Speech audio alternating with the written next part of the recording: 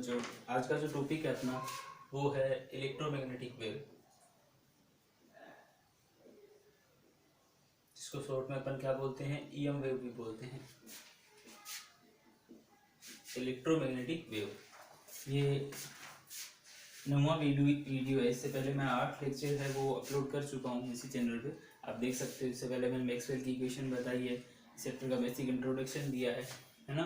तो ये चैप्टर अपन electromagnetic wave है वो मैक्सवेल इक्वेशन के बाद में क्यों पढ़ रहे हैं, क्योंकि मैक्सवेल इक्वेशन का जो यूज होना है इस इक्वेशन के अंदर है ना। क्योंकि इस वेव की अपन इस इलेक्ट्रोमैग्नेटिक वेव की अपन क्या डेराइव करेंगे, एक इक्वेशन फाइंड आउट करके दूंगा मैं आपको कि इलेक्ट्रोमैग्नेटिक वेव की इक्वेशन क्या होती है, कौन कौन से रिलेशन इसमें आते हैं, वो सारा अपन पढ़ेंगे है ना।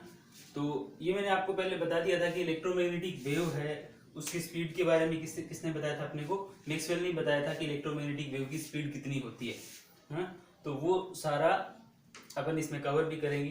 तो इलेक्ट्रोमैग्नेटिक वेव इक्वेशन की अगर मैं बात करूं, ये इक्वेशन अपने को क्या बताती है ना। ये इक्वेशन अपने को बताएगी कि जो ये ईएम वेव है वो कैसे प्रोपोगेट करती है, उसकी प्रॉपर्टीज क्या है ना। अगर वो मीडियम में प्रोपोगेट करती है या फ्री स्पेस में प्रोपोगेट करती है, उन सब के बारे में अपन इस इक्वेशन के बारे में देखेंगे।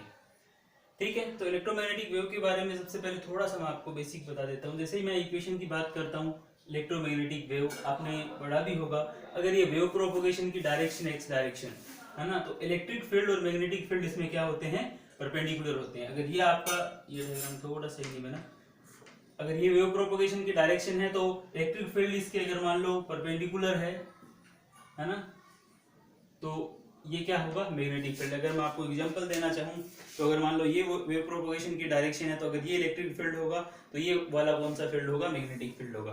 तीनों म्यूचुअली क्या रहते हैं, परपेंडिकुलर रहते हैं। ठीक है, तो इसका मतलब अगर आपको इलेक्ट्रिक फील्ड के बारे में जानना है या इलेक्ट्रोमैग्नेटिक वेव के बारे में जानना है, तो उसमें इलेक्ट्रिक फील्ड का भी एक कंपोनेंट होगा और एक मैग्नेटिक फील्ड का भी कंपोनेंट होगा, और ये दोनों अगर टाइम के साथ वेरी करेंगे तो आपको क्या मिलेगा, इलेक्ट्रोमैग्नेटिक वेव मिलेगी है ना, जिसकी स्पीड कितनी होती है, स्पीड ऑफ लाइट के इक्वल होती है। तो चलो अपन स्टार्ट करते हैं।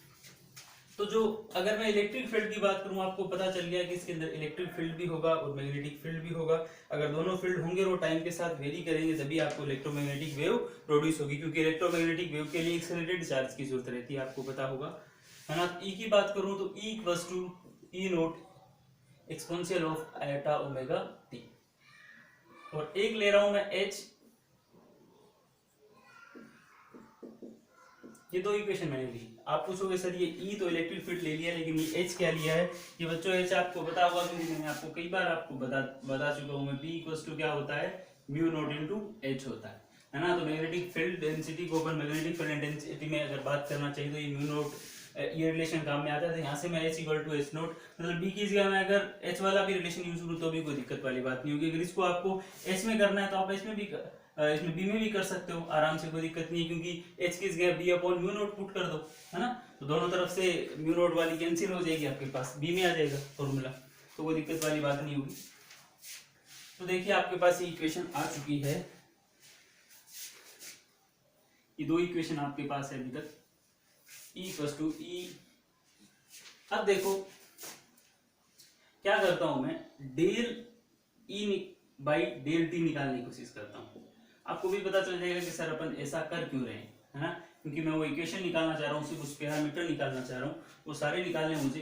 तो del E by del T करूँ तो आप देखो ई नोट तो इसमें क्या है, मैक्सिमम इलेक्ट्रिक फील्ड की वैल्यू है, वो तो कांस्टेंट है, और ई की पावर आयोटा ओमेगा टी के अगर मैं डेरिवेशन करूंगा तो ई की पावर आयोटा ओमेगा आ जाएगा इधर और इधर आ जाएगा। ठीक है, ऐसे ही होगा। ई की पावर एक्स का, पहले एक्स का कर लेते हैं, फिर ई का आएगा तो इतना ही आएगा। आपके पास del E by del T की वैल्यू कितनी आ जाएगी, यहाँ से आप देख के बता सकते हो। अगर मैं आयोटा ओमेगा का पार्ट ले लेता हूँ यहाँ पे, तो ई नोट ई की पावर आयोटा ओमेगा टू की वैल्यू वापिस क्या आ जाती है, ई, इसकी वैल्यू आ जाएगी आयोटा ओमेगा। क्या सही है ना, समझ में आ गया। कभी ई की पावर एक्स का क्या होता है, पहले एक्स का करेंगे, ई की पावर एक्स का, ई की पावर एक्स ही होता है। ठीक है, इसके बाद अगर मैं वैल्यू निकालना चाहूँ del H by del T की, तो इसमें भी आप देख सकते हो del H by del T की निकालूंगा तो देख के बताइए आप। एच नोट कॉन्स्टेंट है ई की पावर आइटा ओमेगा टी है, तो आइटा ओमेगा और ई की पावर आइटा ओमेगा टी, तो del H upon del T की वैल्यू क्या आ जाएगी यहाँ से आपके पास, बताइए क्या आएगी।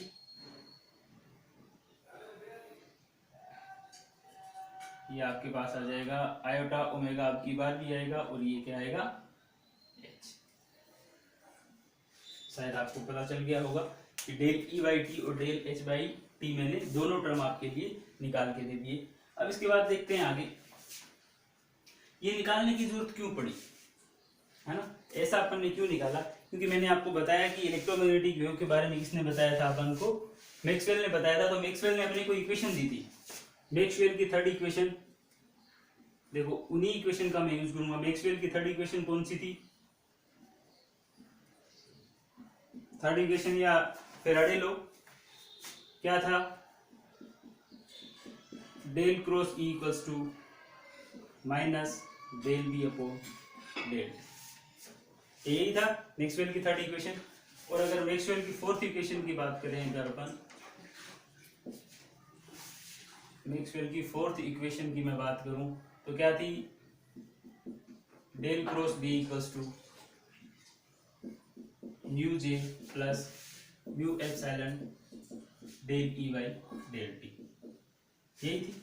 अगर इस बी की जगह मैं म्यू नॉट एच करूं, म्यू एच करूं और म्यू से म्यू कैंसिल हो जाएगा, तो अगर डेल क्रॉस एच की वैल्यू निकालना चाहूं तो यहाँ से क्या आ सकती है, म्यू तो कैंसिल हो जाएगा, केवल क्या बचेगा J plus epsilon delta E by delta T.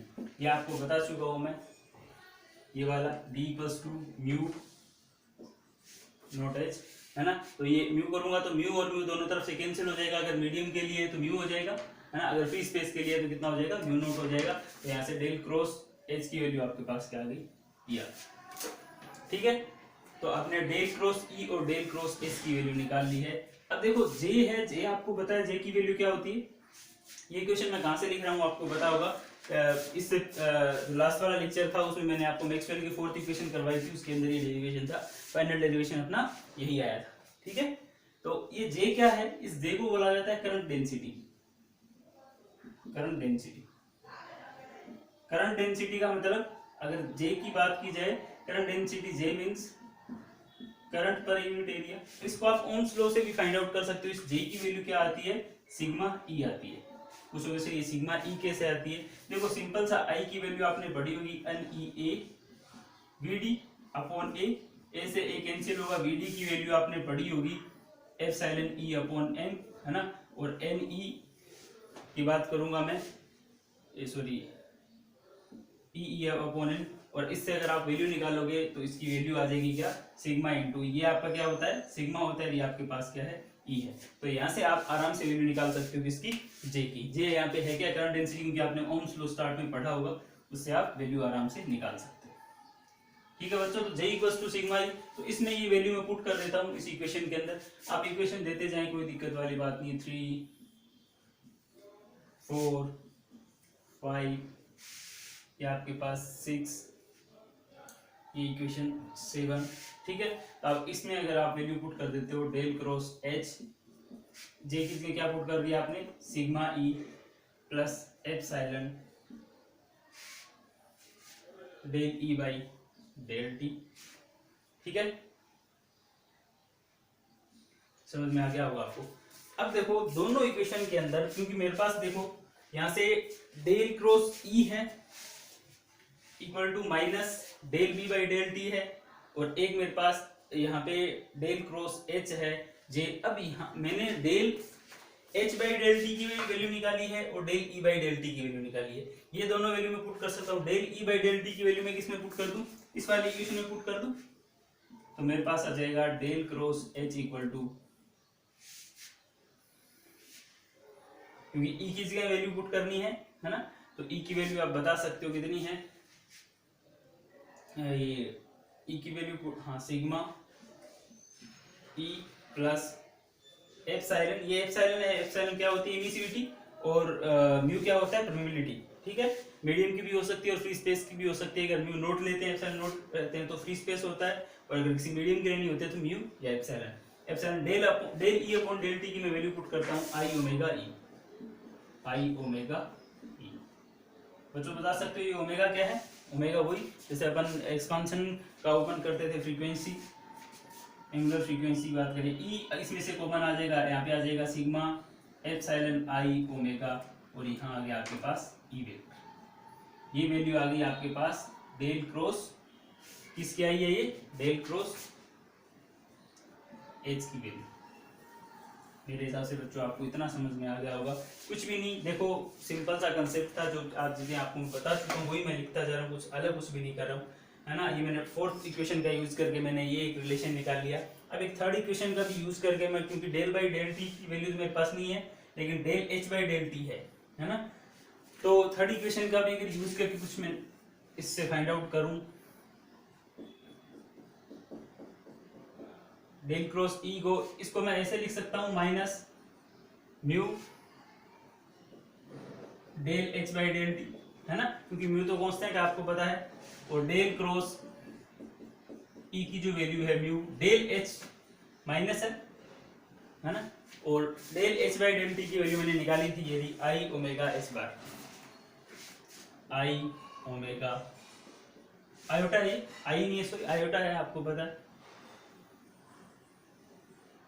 ठीक है। तो ये डेल क्रॉस ई, तो ये आपके पास वैल्यू आ गई इक्वेशन नंबर 8, ये इक्वेशन नंबर 9। आपके पास डेल क्रॉस एच और डेल क्रॉस ई दोनों की वैल्यू आपके पास आ चुकी है, ये आप सामने देख सकते हो। अब देखिए मैंने आपको बताया था कि अब ये इक्वेशन सही है कि नहीं, है ना। इसके ऊपर अपन अगर मैथमेटिकल ऑपरेशन अप्लाई करें तो वो प्रूव भी होना चाहिए कि हाँ अपन कोई सा भी मैथमेटिकल ऑपरेशन अप्लाई कर सकते हैं इसके ऊपर।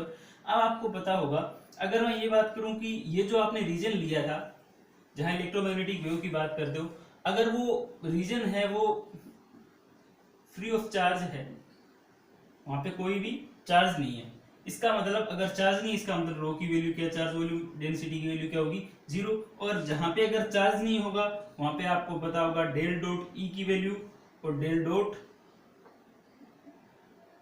एच की वैल्यू कितनी होनी चाहिए? 0 होनी चाहिए। ये आप सबको पता है ना, क्योंकि यहाँ पे चार्ज नहीं है तो वहां पे चार्ज वॉल्यूम डेंसिटी भी 0 होगी, और चार्ज वॉल्यूम डेंसिटी अगर 0 है तो वहां पे डेल डॉट ई और डेल डॉट एच की वैल्यू क्या रहेगी? 0। अब एक बार आप नोट डाउन कर लीजिए, इसके बाद अपन आगे बढ़ते हैं इसमें।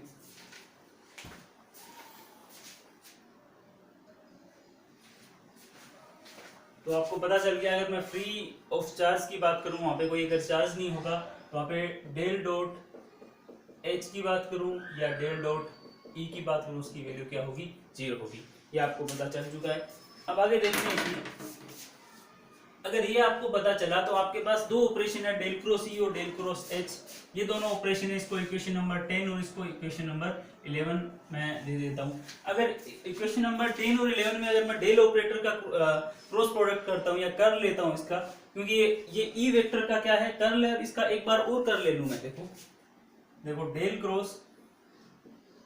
क्रॉस ई लेता हूं तो आपको पता होगा क्या आएगा? माइनस म्यू आयोटा ओमेगा, ये डेल क्रॉस एच वेक्टर, ठीक है। और ऐसे ही मैं दूसरे वाले का, इसके बाद दूसरे वाले का लूंगा। अगर इसमें अगर डेल ऑपरेटर लेता हूं तो आपको पता होगा, इस ऑपरेटर को मैंने लास्ट लेक्चर में बताया था, इसको सोल्व करने का तरीका क्या होता है बता सकते हो? डेल डॉट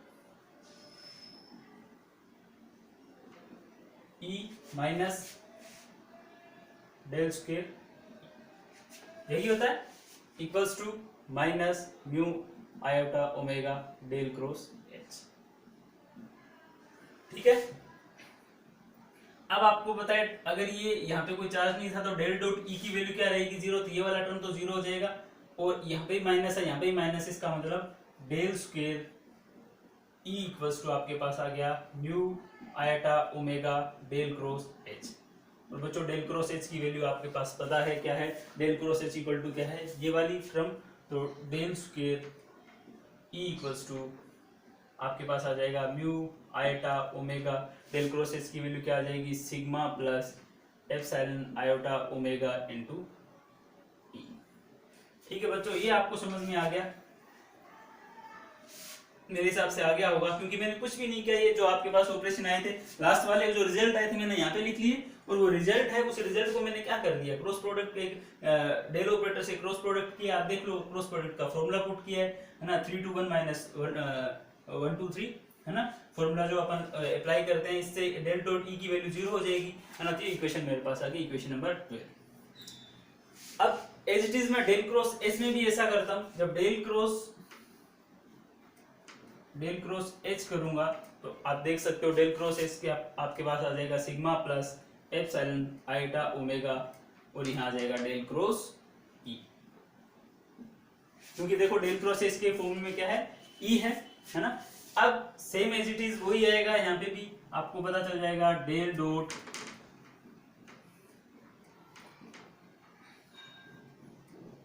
समझ में आ रहा होगा है ना। और ये टर्म अब की बार फिर क्या हो जाएगी 0, क्योंकि ये मैं 2-3 बार आपको बता चुका हूँ। और यहाँ पे sigma plus epsilon iota omega, और डेल क्रॉस ई की वैल्यू क्या है माइनस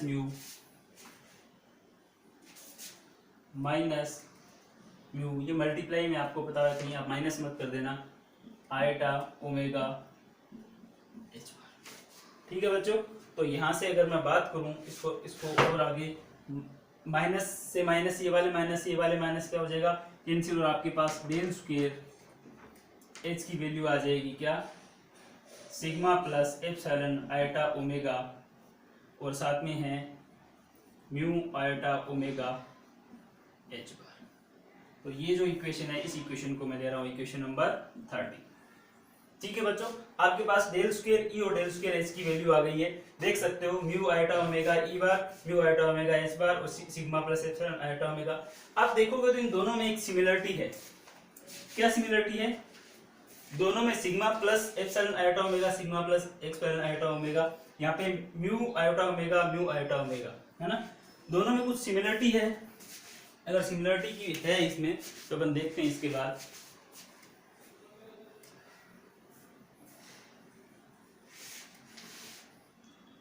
इसका मतलब डेल स्क्वायर ई और डेल स्क्वायर एच है, दोनों क्या है, दोनों में आयोटा आ रहा है। अगर मैं डेल स्क्वायर एच है ना, इसको एक टर्म मान लू, मैं क्या टर्म मान लू, गामा स्क्वायर मान सकता हूं। डेल स्क्वायर एच को क्या मैं ऐसा कुछ मान सकता हूं, गामा स्क्वायर? सोच के बताइए आप, है ना। थोड़ा सा नोट डाउन कर लीजिए इसको, फिर अपन इसको पूरा को रब करके और फिर वापिस स्टार्ट करते हैं।